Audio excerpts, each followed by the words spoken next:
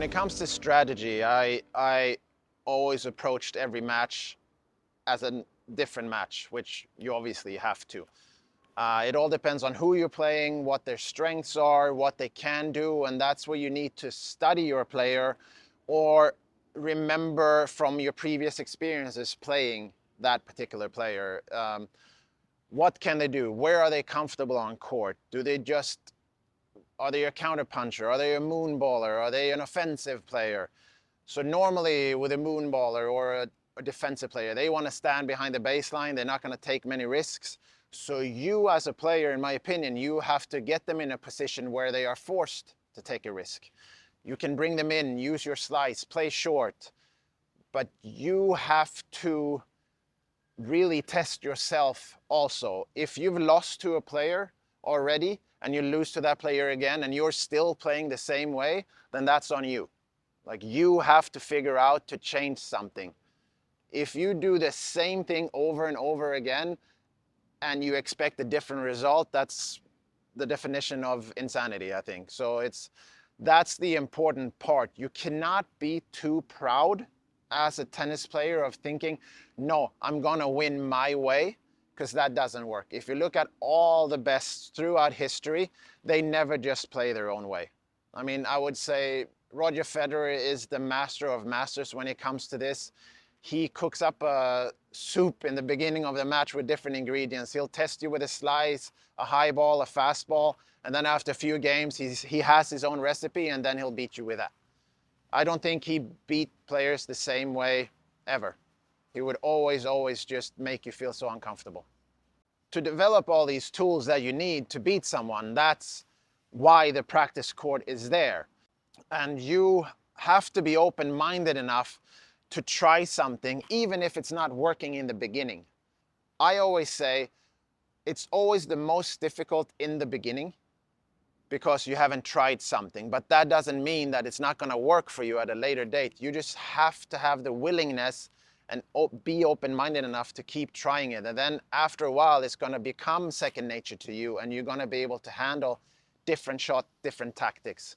And also, I always say, just because you're trying to do something new doesn't mean you're going to forget something that you already know. Using different tactics and mixing things up, that really helps down the road in the match as well, because when you're mixing things up, you get into the head of your opponent and they start thinking about, oh, what is he going to do now? And then they might get a little bit insecure of where their court position should be. And that will then all of a sudden open up your strength even more. And then because of you testing a few things, you change the dynamic of the match, and then all of a sudden you might be in the driver's seat. And it's not mixing things up, it's not doing it for 6-8 games. It could just be a couple of games, because all you want to do is sprinkle that little seed of doubt into your opponent's mind, and then all of a sudden the playing field is a little bit different, and then you can be in control more than you were in your previous matches. Using different tactics can be anything from using a different serve or changing your position as you're returning. If a server is beating you one way, then I love if you give your opponent a different vision and you cover different parts of the court trying to take away someone's favorite serve. If someone returns far back in the court or just blocks returns, then they're doing that because that's what they're comfortable with. So you want to make them return in a way that they don't want to. So if you throw in a serve and volley, or maybe you even mix up a slow kick so they actually have to move in a little bit, then you get them into positions where they don't want to be. And you want players to hit shots they don't want to hit. So if they're hitting a shot continuously, that's because that's the shot they are comfortable with. So try to make them change that feeling by using different tactics.